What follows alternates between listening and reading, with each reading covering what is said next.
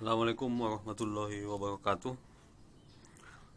Hari ini kita coba membahas mengapa laki-laki takut pada perempuan. Ini video sengaja dibuat di luar, bukan karena takut pada istri. Biasanya saya kan di ruang meja makan. Ini kita buat video di luar, bukan karena takut, cuma karena lucu saja. Pertama, mengapa laki-laki takut pada perempuan? Kita memakai dua dalil. Pertama, dalam Al-Quran surat An-Nisa 34, laki-laki menjadi pemimpin bagi kaum wanita, dan laki-laki itu dilebihkan sebagian atas kaum wanita. Artinya ada keunggulan bagi seorang laki-laki agar bisa menjadi pemimpin bagi kaum wanita. Yang kedua, ada dalil di balik pria yang sukses ada wanita yang hebat. Ini akan kita coba bahas satu persatu. Bagaimana agar laki-laki itu bisa menjadi pemimpin bagi kaum wanita? Secara ekonomi, dia harus lebih mapan dibandingkan seorang perempuan. Secara intelektual, dia harus lebih cerdas dari seorang perempuan. Secara emosional, dia harus lebih matang dari seorang perempuan. Secara pengalaman, dia harus lebih luas pengalamannya daripada seorang perempuan. Secara harkat martabat juga, kalau bisa, derajat kita sebagai laki-laki memang sudah lebih tinggi dari mereka. Sebagai contoh, kita misalnya seorang anak ustadz misalnya, ya tentunya kita cari juga istri yang sekupu lah, anak siapa begitu. Jangan cari anak bupati atau anak wali kota, mungkin nyali Anda kan ciut nanti. Tapi itu tidak mutlak, karena tidak semua juga anak pejabat itu semena-mena terhadap orang. Tapi hanya ada contoh biar mudah kita pahami. Itu secara harkat martabat.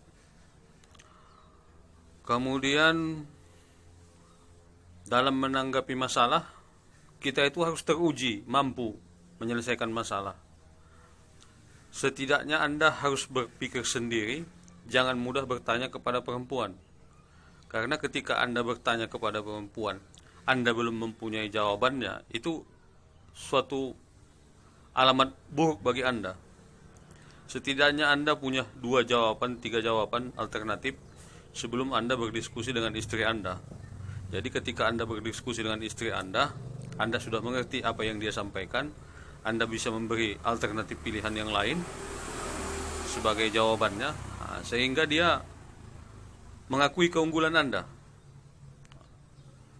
Kemudian secara perilaku yang perlu Anda catat, Anda tidak boleh terlihat cacat dalam hidup Anda. Misalnya Anda ketahuan pacaran, Anda ketahuan berbuat yang jelek, hingga kepercayaan dia tidak ada sama Anda. Apapun yang Anda katakan, ia akan menganggap itu sebagai hal dusta. Dia tidak akan percaya sama sekali seumur hidup sama Anda. Jadi cobalah untuk menghindari Anda berbuat salah di hadapan dia dari tindakan kelakuan Anda. Kemudian bagaimana menghadapi istri yang cerewet?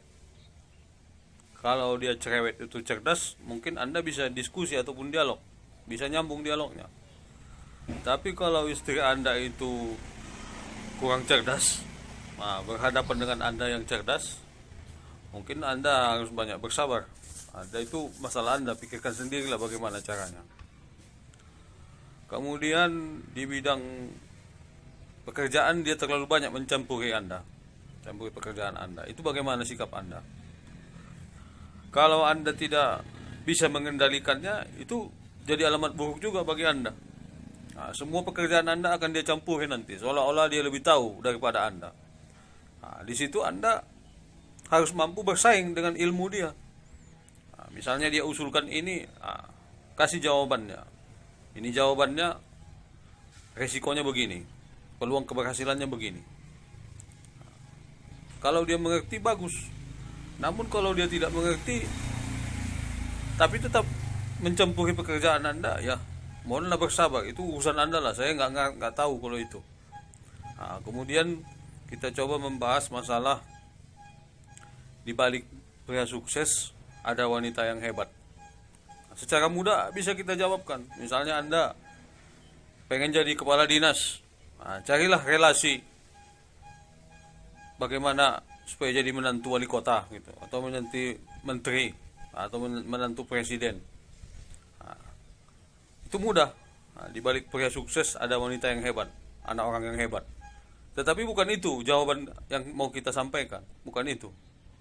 Nah, di balik pria yang sukses itu ada wanita yang hebat. Tentu keberhasilan seorang lelaki tidak lepas dari seorang wanita yang mendampingi hidupnya. Lelaki itu punya ide, punya cita-cita, punya rencana, sehingga dalam mewujudkan itu dia perlu kerja keras, pemikiran yang intens. Artinya dalam situasi itu dia harus didampingi orang-orang yang sabar, orang yang ulet, orang yang memberi masukan, orang yang mengerti kegagalan, orang yang bisa memberi semangat, orang yang menjadi penyejuk hati suaminya ketika gagal, bisa mengingatkan suaminya ketika berhasil agar jangan lupa diri. Sehingga kehebatan seorang perempuan itu disitulah terlihat dia. Di balik suksesnya seorang pria ada wanita yang hebat. Tentu sudah kita lihat tadi itu.